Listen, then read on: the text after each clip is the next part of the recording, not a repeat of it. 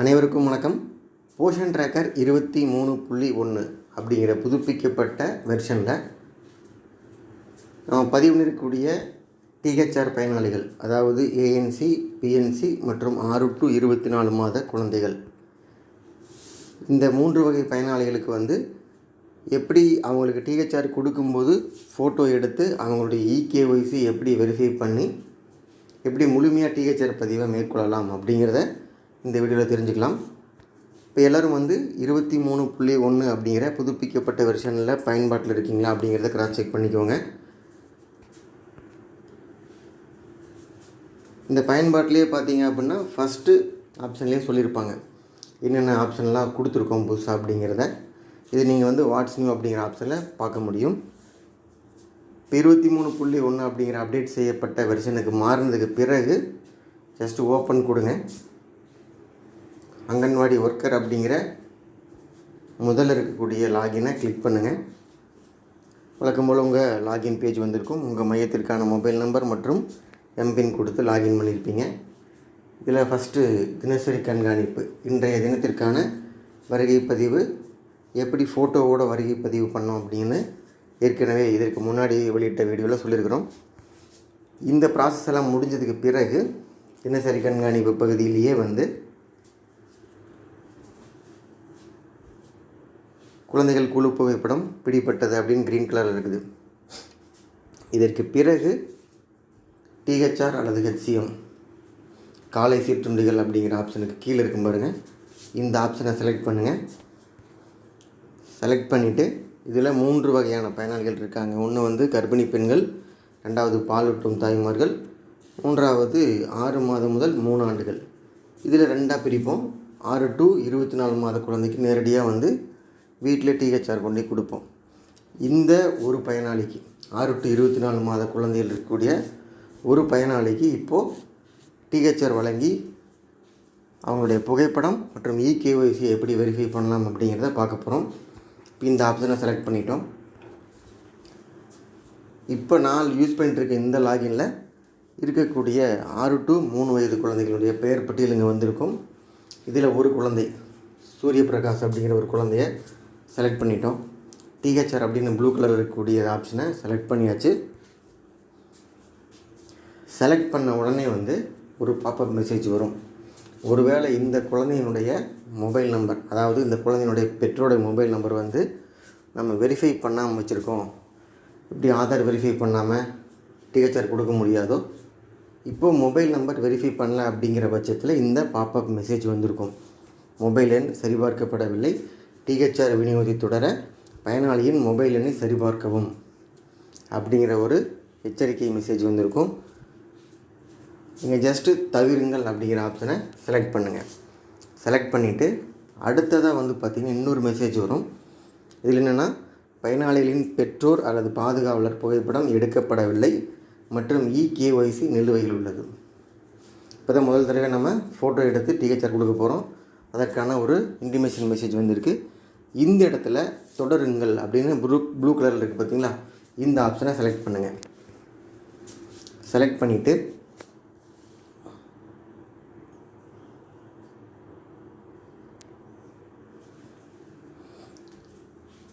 நீங்கள் செலக்ட் பண்ண உடனே தொடருங்கள் அப்படிங்கிற ஆப்ஷனை செலக்ட் பண்ண உடனே இப்போ வீடியோவில் சொல்லக்கூடிய இந்த பேஜ் வந்திருக்கும்.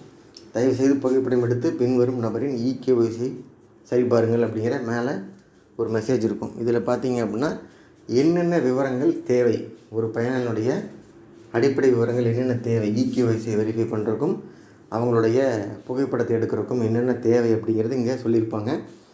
ஆதார் அட்டை கண்டிப்பாக வேணும். அதே மாதிரி ஆதார் அட்டையுடன் இணைக்கப்பட்ட மொபைல் நம்பர் கையில் இருக்கணும். இந்த 2 தான் மஸ்ட்டு.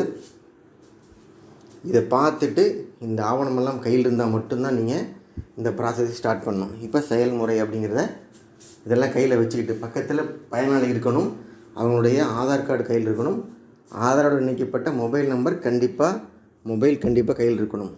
இருந்ததுக்கு பிறகு செயல்முறை அப்படிங்கிற ஆப்ஷனை செலக்ட் பண்ணுங்கள். இப்போ ஒரு அலர்ட் மெசேஜ் அல்லது இன்டிமேஷன் மெசேஜ்னு வச்சுக்கோங்க. எதற்காக இதை ப்ராசஸ் பண்ணுறோம் அப்படிங்கிற தகவல் கொடுத்துருப்பாங்க. தமிழ்லேயே கொடுத்துருக்காங்க, படித்து பார்க்கலாம். அதற்கு பிறகு அக்செப்ட் அண்ட் ப்ரொசீட் இந்த ப்ளூ கலர் பாக்ஸை கிளிக் பண்ணுங்கள். இப்போது ஒரு பயனாளியுடைய ஃபோட்டோ எடுக்க போகிறோம். டிஹெச்ஆர் கொடுக்கும்போது எடுக்கக்கூடிய ஃபோட்டோ எப்படி இருக்கணும் அப்படிங்கிற ஒரு சில வழிமுறைகள் சொல்லியிருக்காங்க. அது வந்து பயனாளிக்கு பின்னாடி இருக்கக்கூடிய பேக்ரவுண்டு வந்து ரொம்ப எளிமையாக இருக்கணும். பின்னாடி குழந்தைகள் இருக்கிறது இந்த மாதிரி இல்லாமல் ஒயிட் கலர் பேக்ரவுண்டு இருந்தால் ரொம்ப எளிமையாக நீங்கள் ஃபோட்டோ எடுத்துக்கலாம். அப்படிங்கிறக்காக பின்னணியை வந்து ரொம்ப எளிமையாக வச்சுக்கோங்க அப்படின்னு சொல்லியிருக்காங்க. முகத்தை நேராக இருக்கிற மாதிரி பார்த்து ஃபோட்டோ எடுங்கன்னு சொல்லியிருக்காங்க. அதே மாதிரி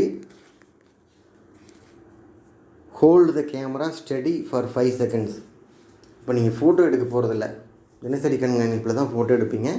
இப்போ டிஹெச்ஆர் கொடுக்கும்போது அதே கேமரா ஆப்ஷன் யூஸ் பண்ணி ஒரு 5 செகண்ட் 5 நொடிகள் கொண்ட ஒரு வீடியோ எடுக்க போகிறோம். இப்போ பாருங்கள், 3வது ஒன்று சொல்லியிருக்காங்க, blink I once while recording the video. இந்த 5 செகண்ட் வீடியோவில் அந்த பயனாளி ஒரு முறையாவது கண்ணை சிமிட்டிருக்கணும் அப்படிங்கிறத 3வது நிபந்தனை. இது கண்டிப்பாக இருக்கணும். இப்போ பாருங்கள், ரெக்கார்ட் வீடியோ அப்படிங்கிற ஆப்ஷனை செலக்ட் பண்ணலாம். 3 நிபந்தனை தான் இருக்குது. ஒரு புகைப்படத்தை எடுக்கிறதுக்கு பேக்ரவுண்ட் ஒயிட் கலரில் இருந்தால் ஈஸியாக இருக்கும். 2வது, அந்த கேமரா ஆப்ஷனை ஒரு 5 செகண்ட் நீங்கள் அழுத்தி பிடிக்கணும். 3வது, இந்த 5 செகண்டுக்குள்ளே பயனாளி ஒரு முறை கண் சிமிட்டி இருக்கணும் அப்படிங்கிறத வந்து அவங்க வந்து நகர்றாங்க அப்படிங்கிறத உறுதிப்படுத்துறதுக்காக சொல்கிறாங்க. இப்போ ரெக்கார்ட் வீடியோ அப்படிங்கிற ஆப்ஷனை செலக்ட் பண்ணுங்கள். செலக்ட் பண்ணிட்டீங்க அப்படின்னா பாருங்கள், நான் மார்க் பண்ணி காமிச்சிருக்கிறேன்.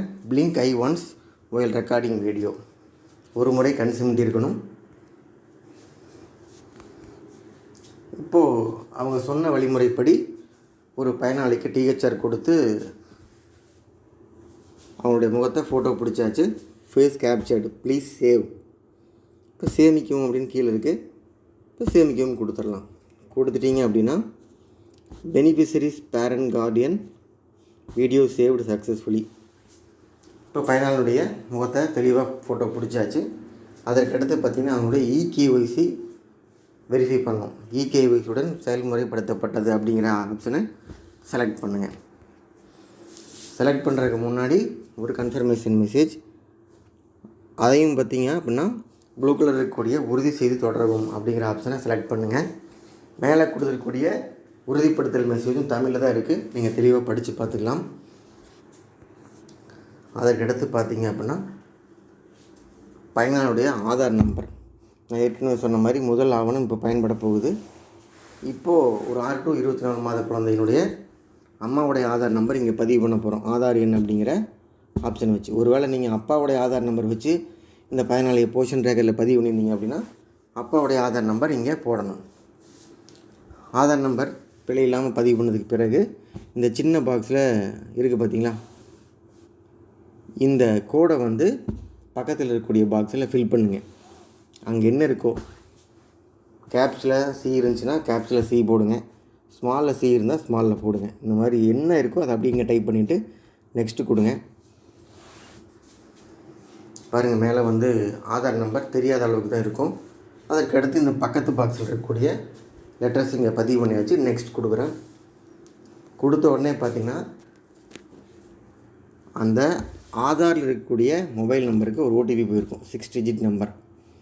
மேலே பார்த்திங்கன்னா உங்களுடைய வெரிஃபிகேஷனுக்காக அந்த மொபைல் நம்பருடைய கடைசி 4 நம்பர் வந்து மேலே டிஸ்பிளே பண்ணியிருப்பாங்க. இந்த ஓடிபிக்கு 10 நிமிஷம் டைம் இருக்குது. ரொம்ப பொறுமையாகவே வந்து நீங்கள் அந்த 6 digit நம்பர் ஓடிபியை எடுக்க முடியும். ஏன்னா ஏற்கனவே நம்மக்கிட்ட ஆதார் கார்டு இருக்குது, ஆதார் இணைக்கப்பட்ட மொபைலும் பக்கத்துலேயே இருக்குது. இப்போ 6 digit ஓடிபி வந்திருக்கும். அதை இந்த 6 digit ஓடிபி அப்படிங்கிற பாக்ஸில் பதிவு பண்ணுங்கள். பதிவு பண்ணிட்டு அடுத்து கண்டினியூ அப்படிங்கிற ஆப்ஷனை செலக்ட் பண்ணுங்கள்.